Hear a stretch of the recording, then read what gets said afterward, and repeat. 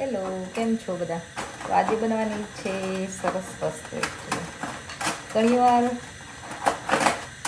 તમારે કિચનમાં બહુ ટાઈમ સ્પેન્ડ ન કરવો હોય, ફટાફટ બને પ્લસ હેલ્ધી બને એવી વસ્તુ બનાવી હોય તો આ વસ્તુ બનાવવાની છે, જેનું નામ છે બરીટો બાઉલ. યસ, ઓ બુધા બાઉલ ઘણા કહેતા હોય, બરીટો બાઉલ કહેતા હોય, તમે જે પણ નામ આપવું એ આપી શકો છો. પણ આજે બનવાની છે burrito bowl without wrap basically. તો નોર્મલી આપણે બરીટો ખાતા હોય તો એમાં રેપમાં બધું ફિલિંગ હોય ને રેપ ખાતા હોય તો એ બરીટો કહેવાય. પણ આજે બરીટો બાઉલ બનવાનું છે, એટલે કે વિધાઉટ રેપ બનવાનું છે. જેસે ફિલિંગ વી ગોને યુઝ એને બાઉલ. તો શું વસ્તુ આપણે બરીટો બાઉલમાં આપણે યુઝ કરી શકીએ, મિક્સ એન્ડ મેચ કરી શકીએ, કયા વેજીટેબલ્સ તમે યુઝ કરી શકો, કેવું એકચ્યુઅલી લાગે એ તો જાણવા માટે જોતા રહો રેસીપી એન્ડ સુધી. તો આજે હું તમારી સાથે બધું શેર કરીશ. સાલસા કેમ બનાવવાનો, ગ્વાકામોલી કેમ બનાવવાની, સો તે વેજીટેબલ્સ, રાઈસ મસાલા કે સ્પાઇસી રાઈસ કઈ રીતે બનાવો, તો એ બધી વસ્તુ હું તમારી સાથે શેર કરીશ. તો ચલો ફટાફટ બનાવી લઈએ. તો અમે રાઈસ બોઇલ કરવા મૂકી દીધા છે. એમાં આપણે સોલ્ટ એડ કરવાનું છે, બીજું કંઈ એડ કરવાનું નથી અત્યારે. અને આપણે સરસ રીતે બોઇલ કરીશું અને છૂટા રાઈસ થાય એ રીતે આપણે બનાવવાના છે. સાલસા બનાવવા માટે મેં ટમાટર લઈ લીધા છે અને કટ કરી લીધા છે ઝીણા ઝીણા. અને ટમાટામાં આપણે શું બીજી વસ્તુ એડ કરીશું, તો મેં થોડો પાસ્તા સોસ એડ કર્યો છે, થોડું ઓનિયન એડ કરી છે, કોથમીર અને જલાપીનો. અને હવે ગ્વાકામોલી માટે અવાકાડો, કોથમીર, ગાર્લિક બધું એડ કરીશું, લેમન જ્યુસ એડ કરીશું, પેપર એન્ડ સોલ્ટ એડ કરીશું અને એને બધું મિક્સ કરી લેવાનું છે. ફોકની મદદથી જો અવાકાડો સરસ હોય તો થઈ જાય છે ઇઝીલી, અને ના હોય તો તમે ગ્રાઇન્ડર પણ યુઝ કરી શકો છો. તો આ રીતે હું બનાવું છું ગ્વાકામોલી અને સાલ્સા. તમે ડિટેલ રેસીપી મેં ઘણી બધી વાર શેર પણ કરેલી છે, તો તમે એ પણ ચેક કરી શકો છો. અને તમને ક્વેશ્ચન હોય તો કમેન્ટ કરજો, તો હું તમને આન્સર પણ આપીશ. તો આ રીતે બધું મિક્સ કરીને હું ફોક કટકે અવાકાડો સરસ હોય ને તો એકદમ મસ્ત થઈ જાય છે ફોકની હેલ્પથી જ.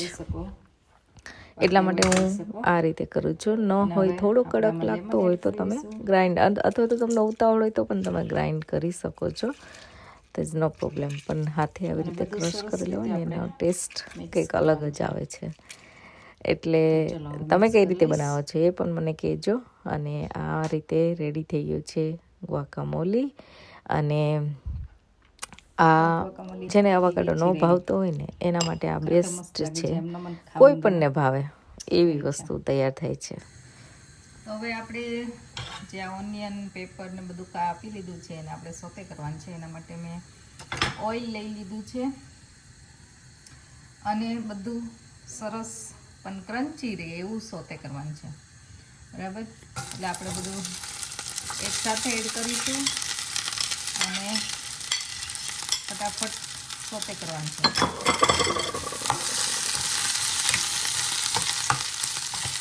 આપણે 2-3 મિનિટ થવા દઈએ, પછી હું તમને બતાવું. તો હવે તમે જોઈ શકો છો વેજીટેબલ થોડા સોફ્ટ થવા માંડ્યા છે, એટલે આપણે થોડું સોલ્ટ અને ટાકો સિઝનિંગ થોડું એડ કરીશું.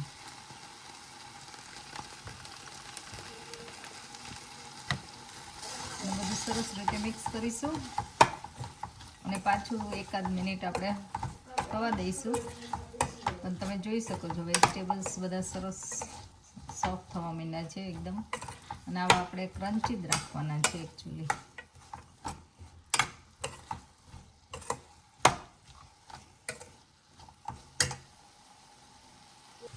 તો મેં એકચ્યુઅલી સ્વીટકોર્ન પણ આમાં થોડી એડ કરી દીધી છે. નોર્મલી તમે સ્વીટકોર્ન આમાં પણ એડ કરી શકો, અથવા તો અલગ રાખીને સોતે પણ કરી શકો. એટલે તમારા ઉપર છે તમારે કઈ રીતે રાખવું છે. તો સ્વીટકોર્ન આઈધર અલગ અથવા તો આમાં વેજીટેબલ્સ બની રાખી શકો છો. સેમ પેનમાં મેં થોડું બટર લઈ લીધું છે. આપણે રાઈસ બનાવવા માટે બટર અને થોડું ઓઇલ નાખશું, કેમ કે એકદમ બળી ન જાય બટર, એટલા માટે. હવે એના માટે આપણે છે ને ગાર્લિક એડ કરીશું અને કોથમીર થોડી વાર એને એડ કરીએ. આમાં બીજા હર્બ્સ તમારે કોઈ પણ નાખવા હોય તો તમે નાખી શકો છો રાઈસમાં. રાઈસમાં હું ખાલી આવી રીતે ગાર્લિક થોડું સોતે કરીશ બટરમાં અને થોડી કોથમીર એડ કરીશ. બીજું કાંઈ એડ કરવાનું નથી.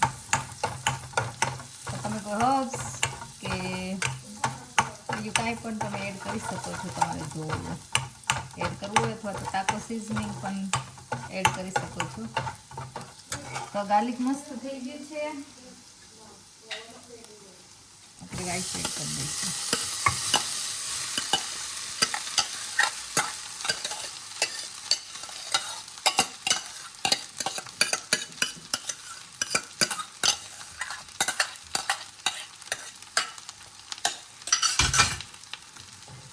અને કોથમીર પણ એડ કરી દઈશું. સોલ્ટ મેં બોઇલ કરવામાં એડ કર્યું હતું, પણ તમને જો ઓછું લાગતું હોય તો કરી શકો છો. બાકી આ રાઈસ પણ સરસ રીતે મિક્સ થઈ જાય એટલે થઈ ગયા છે આપણા. તો આ થઈ ગયા છે રાઈસ રેડી. અને આપણે આને પણ એક બાજુ લઈ લઈશું. સેમ પેનમાં આપણે થોડું ઓઇલ લઈ લીધું છે, થોડી ઓનિયન, થોડું ગાર્લિક,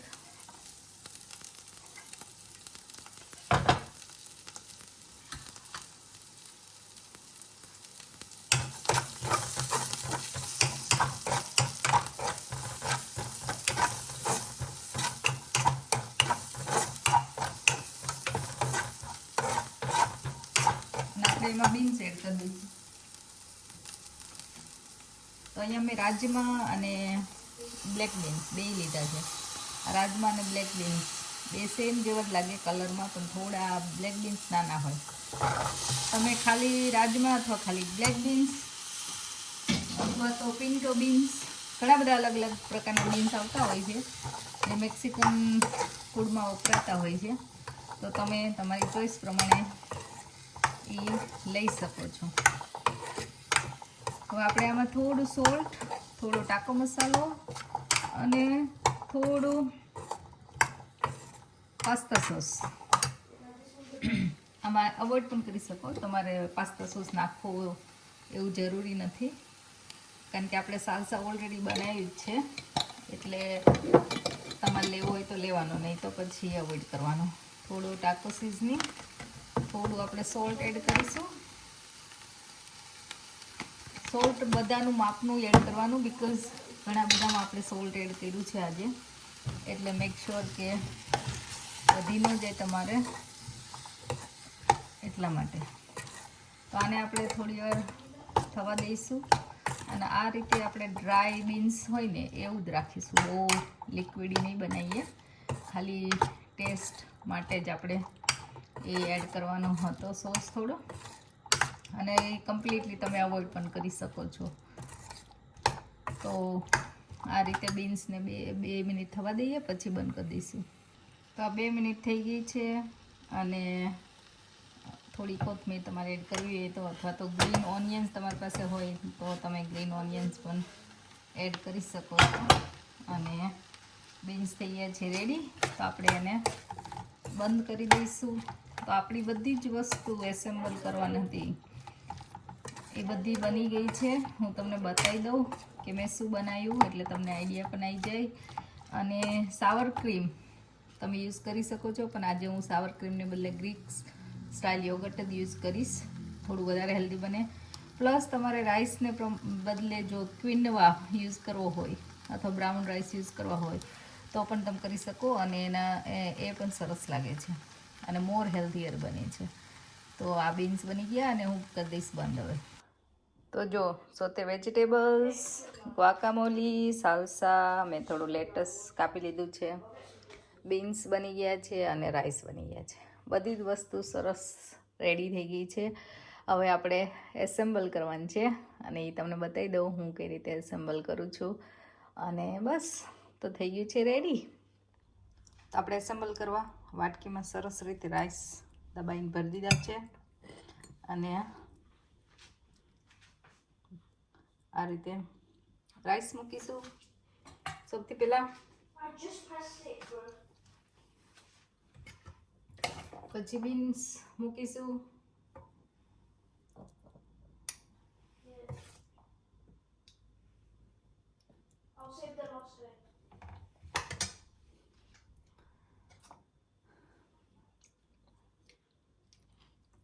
sauté vegetables,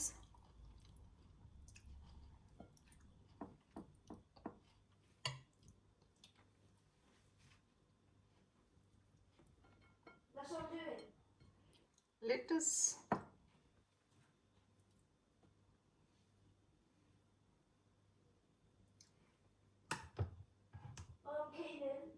થોડો salsa,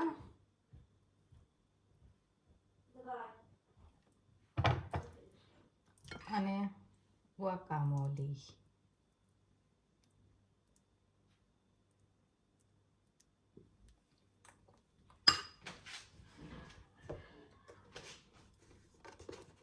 થઈ ગયું બધું મસ્ત રેડી. હવે મેં કીધું કે એમ હું થોડું યગટ લઈશ સાવર ક્રીમને બદલે. તો આ મારો બરીટો બાઉલ થઈ ગયું છે રેડી. અને તમે ટ્રાય કરજો. અને સ્પેશિયલી ગરમીમાં આવું ખાવાની બહુ મજા આવે છે, ફટાફટ બની જાય છે અને હેલ્ધી પણ છે અને યમી પણ છે. તો તમે બનાવતા હોય તો મને કહેજો તમે શું અલગ વસ્તુ એડ કરો છો અને સેમ વસ્તુ રીતે બનાવો છો કે કઈ રીતે બનાવો છો. અને આ છે બરીટો બાઉલ. તમે પણ બનાવીને કમેન્ટમાં જણાવવાનું ભૂલતા નહીં કે તમને કેવું લાગ્યું. એકચ્યુઅલી આ રહી ગયું. નાચો સાથે એન્જોય કરો.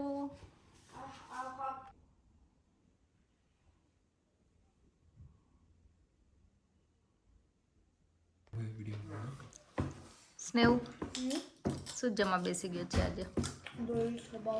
Burrito bowl. ચાટ કેવું લાગ્યું? Oh, yummy. Chaat was expecting something else right? શું બનાવવાનું હતું? Paneer. This is okay. Paneer ખાવું તું એને. તમારે બરીટો બાઉલ જો કેવું મસ્ત લાગે, કલરફુલ. એના હેલ્ધી એટલું જ છે હો, કલરફુલ જેટલું. રૂડો અને રૂપાળો. રૂડો ને રૂપાળો ને હેલ્ધી પાછું એ. Burrito bowl. તો પછી Plus extra protein. હા તો ચલો બધા જમવા.